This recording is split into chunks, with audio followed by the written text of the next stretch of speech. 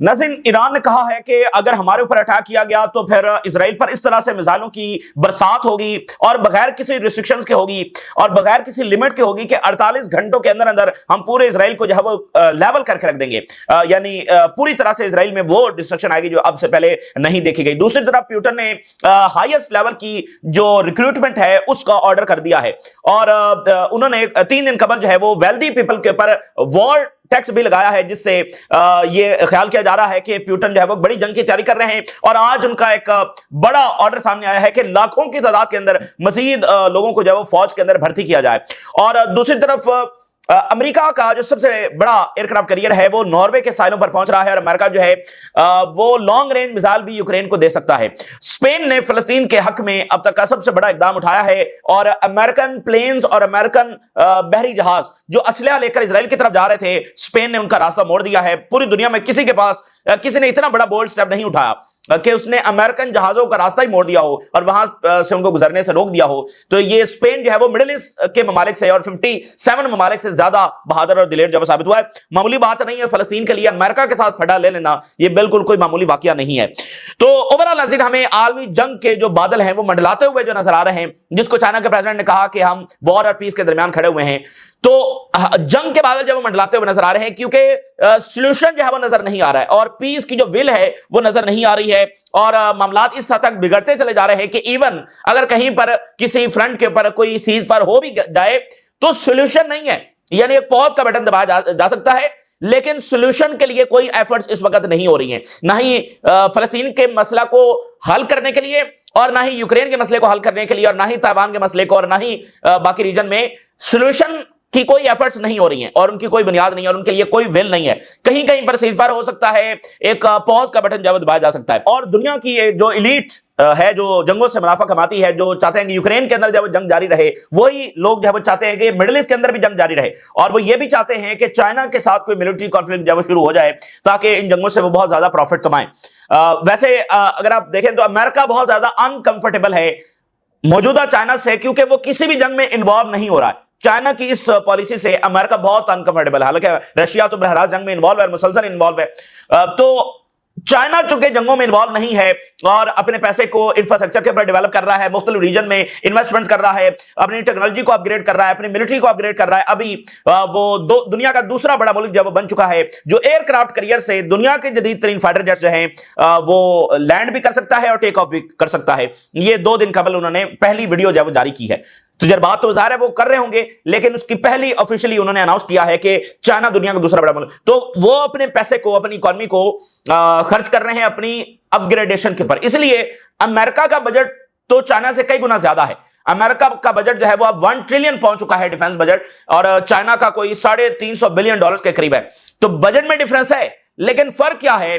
फर्क यह है कि उनका $1 ट्रिलियन जो है वो जंगों में जा रहा है और दुनिया में जो 750 उनके बेसेस हैं उनको चलाने के लिए जा रहा है और चाइना के जो $350 बिलियन हैं वो सिर्फ और सिर्फ अपनी मिलिट्री को अपग्रेड करने के ऊपर और मजीद टेक्नोलॉजीज बनाने के ऊपर जा रहा है। ये बुनियादी डिफरेंस है। इसलिए चाइना तेजी के साथ जब अमेरिका को लीड कर रहा है और बहुत सारी टेक्नोलॉजीज के अंदर वो अमेरिका को पीछे छोड़ता चल जा रहा है। तो ईरान की अगर हम बात करें तो मामला बहुत ज्यादा खराब हो रहे हैं, हर वैसे फ्रंट के ऊपर खराब हो रहे हैं, लेकिन ईरान का मामला बहुत संगीन होता चला जा रहा है। यूरोपीय यूनियन ने कुछ देर पहले यह कंफर्म किया है कि ईरान के ऊपर सैंक्शंस इंपोज कर दी गई हैं और ये इतनी सीरियस सैंक्शंस हैं कि ईरान की जो एयरलाइंस हैं वो यूरोप नहीं जा सकती, वहां पर उनके जो एयरपोर्ट्स हैं वो इस्तेमाल नहीं कर सकते और एक एक चीज जो है वो अब इन सैंक्शंस की जद में आएगी। और ईरान की जो करेंसी है वो 48 आवर्स के अंदर अचानक से इतनी कोलैप्स हो गई है कि 1.2 मिलियन ईरानियन रियाल जो है वो इक्वल टू $1 है।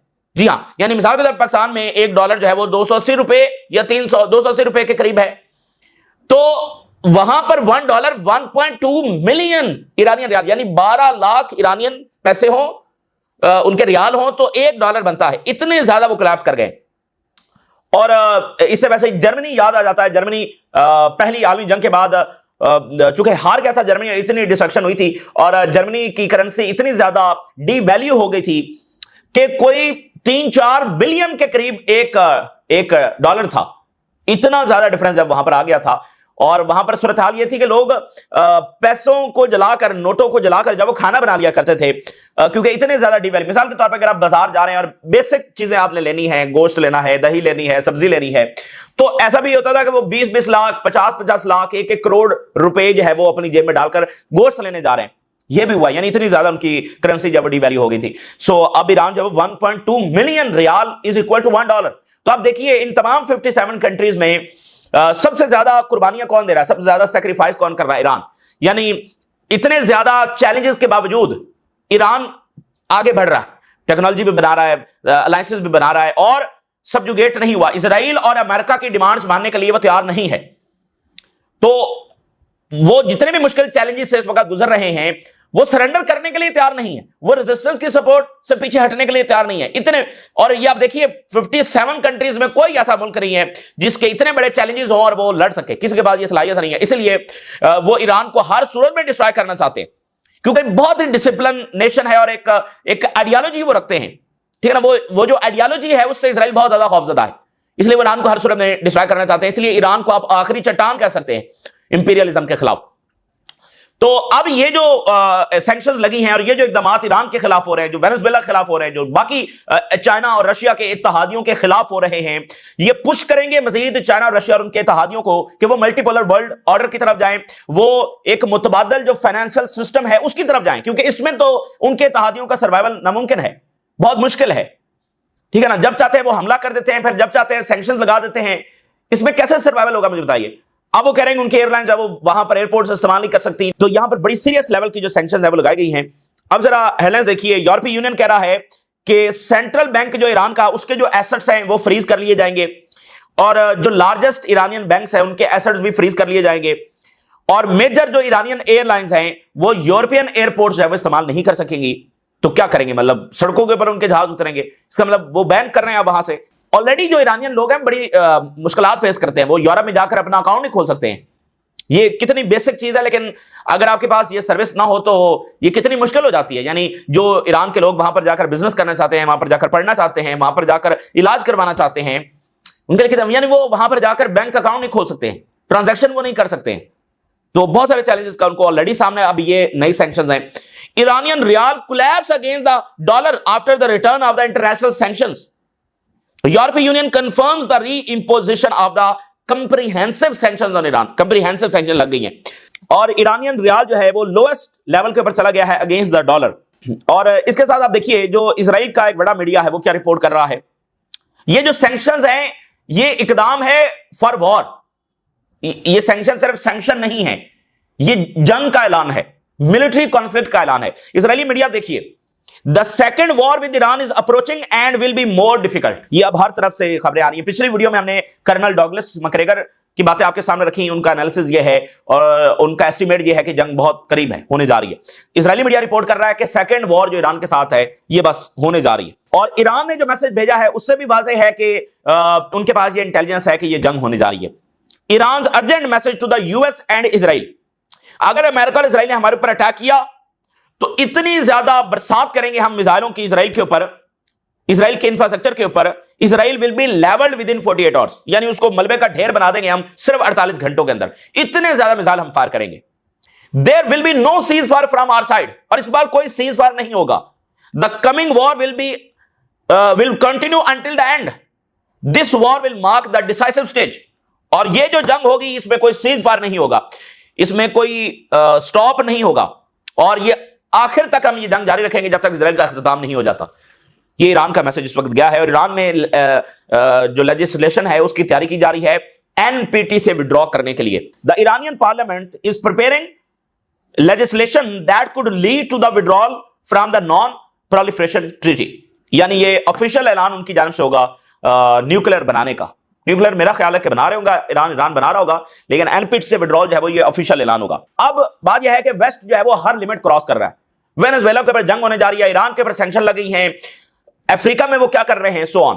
तो अब जो है वो चाइना, ईरान, ब्रिक्स, ये सारे जो नेशंस हैं, अब इनको मुतबादिल जो सिस्टम है उसकी तरफ तेजी के साथ जाना है और उसका एक बहुत बड़ा रिजल्ट आ गया है। बहुत बड़ा रिजल्ट आ गया है कि हम मुतबादिल दुनिया की तरफ बढ़ रहे हैं, मुतबादिल फाइनेंशियल सिस्टम की तरफ बढ़ रहे हैं और वेस्ट के ये इकदाम फेल होंगे और ये एक ऐसी पॉलिसी है जिसका उनको नुकसान होगा, क्योंकि ये बाकी तमाम नेशंस को मुत्तहद कर रहे हैं। बहुत ही हिस्टोरिक खबर है, बहुत ही टर्निंग पॉइंट खबर है। चाइना जो है वो एक गोल्ड वॉल्ट जिसमें गोल्ड रखा जाएगा, गोल्ड वॉल्ट जो है वो खोलने जा रहा है for the very first time in history Saudi Arabia के अंदर। सऊदी अरेबिया और चाइना जो है वो युआन के अंदर ट्रेड करने जा रहे हैं। ऑयल भी बेचा जा सकता है युआन के अंदर, तो युआन में ट्रेड होगी। Yuan will be backed by gold. Dollar भी इनिशियली जो है वो बैक था गोल्ड से, यानी आप इतने डॉलर लेकर जाएं उसके मुतबादल में आपको गोल्ड मिल जाएगा। तो 73 के बाद जो है वो ये चेंज कर दिया गया था, गोल्ड जो है वो हटा दिया गया। तो युआन जो है वो बैक होगा बाय गोल्ड, और वो गोल्ड वॉल्ट जो है वो रियाद में होगा, और एक गोल्ड वॉल्ट जो है वो हांगकांग के अंदर होगा। तो इसे यानी एक सिक्योरिटी के लिए, for the security of Saudi Arabia and other countries, और चाइनीज करेंसी को ज्यादा क्रेडिबल बनाने के लिए वो एक गोल्ड वॉल्ट जब यहां पर बनाने जा रहे हैं। ये बहुत बड़ा स्टेप है, ये नई दुनिया की तरफ एक बहुत बड़ा इकदाम है, और ये वेस्टर्न पॉलिसीज का नतीजा है। नहीं, सऊदी अरेबिया अगर एग्री हुआ है तो अमेरिका तो इससे खुश नहीं होगा, वेस्ट तो इससे खुश नहीं होगा, लेकिन वो एग्री हुए ना, तो ये डी डॉलराइजेशन की तरफ अहम तरीन कदम है। और डी डॉलराइजेशन का मतलब यह है कि उनकी सैंक्शंस काम करने वाली नहीं है। जितनी डी डॉलराइजेशन की तरफ जाएंगे उतनी हम इन सैंक्शंस को नफी करने में और मल्टीपोलर वर्ल्ड की तरफ ये एक अहम इकदाम होगा। तो आप जरा देखिए, yuan gold trade, चाइना's strategy to reshape the global finance. The Shanghai Gold Exchange will open a delivery sub-warehouse in Saudi Arabia. Opening Shanghai Gold Exchange storage facility in Saudi territory. तो ये गैर मामूली। तो वेस्टर्न सैंक्शंस का सिर्फ नतीजा ये निकलेगा, वेस्टर्न पॉलिसीज का, अनजस्टिफाइड पॉलिसीज का नतीजा ये निकलेगा कि ये सारे नेशन जो है मजीद इकट्ठी होंगे। मैं आपको बताऊं, अमेरिका कंफर्टेबल नहीं है चाइना की मौजूदा पोजीशन से कि वो जंगों में नहीं जाता, और मैं आपको बताऊं कि इस वक्त अमेरिका पूरा जोर लगा रहा है कि चाइना किसी जंग के अंदर इन्वॉल्व हो। और ये जो हम बात करते हैं ना कि अभी जैसे हमने आपको ये रिपोर्ट शेयर की कि पेंटागन ने ये ऑर्डर किया है कि मिसाइल की प्रोडक्शन डबल कर दी जाए कि चाइना से हमारी जंग हो सकती है। उसका मतलब ये नहीं है कि अमेरिका को बरहरास चाइना से लड़ने जा रहा है। यही तो अमेरिका की मकारी है, अमेरिका चाइना से बरहरास नहीं लड़ेगा। वो आज तक रशिया से बरहरास नहीं लड़ा, तो चाइना से क्या जाकर लड़ेगा? वो प्रॉक्सी वॉर छेड़ेगा, ठीक है ना। जापान को ले आएगा, साउथ कोरिया को ले आएगा, फिलिपाइन को ले आएगा, किसी और को ले आएगा, प्रॉक्सी वॉर, ताकि उनका असलहा भी बिकता रहे और चाइना जो डैमेज भी होता रहे।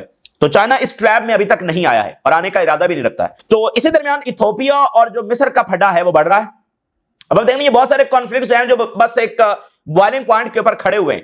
इसमें हल्की सी चिंगारी जो है वो बड़ा शोला बन सकती है। इथियोपिया और इजिप्ट, अभी इजिप्ट ने जो बात की है, उन्होंने कहा कि इथियोपिया ये जान ले कि हम किसी सूरत अपने राइट्स नहीं छोड़ेंगे। अच्छा, अब देखिए इथियोपिया में जो डैम है वो चाइना ने बनाया है, तो अब ये मसला है दरमियान में। अच्छा, अब सोमालिया के जो कमांडर हैं उनकी मुलाकात मिस्र के डिफेंस मिनिस्टर के साथ हुई है, और मिस्र जो है वो अपनी फौजें सोमालिया में डिप्लॉय कर सकता है। The minister of defence meets his Egyptian counterpart in Cairo to strengthen military cooperation while Egypt confirmed its plans to deploy forces within the African Union mission to Somalia. अब ये यानी Sudan, Somalia, फिर आगे Ethiopia, तो वो Somalia में मिस्र जब अपनी फौजें डिप्लॉय कर सकता है, तो आपस में वो मिलिट्री कोऑपरेशन जब बढ़ा रहे हैं, तो ये एक जंग कहीं ना कहीं यहां पर भी पनप रही है। और सोमालिया सूडान बदतरीन कॉन्फ्लिक्ट के अंदर है, बदतरीन खाने जंगी का शिकार हैं, और जितने लोग वहां पर मारे गए हैं, बहुत ही ये इंसानियत के लिए एक शर्म का मकाम है कि उन लोगों को नहीं बचाया जा सका। सूडान, सोमालिया की सूरत हाल बहुत बदतर है, बहुत बड़े क्राइम्स वहां पर किए जा रहे हैं।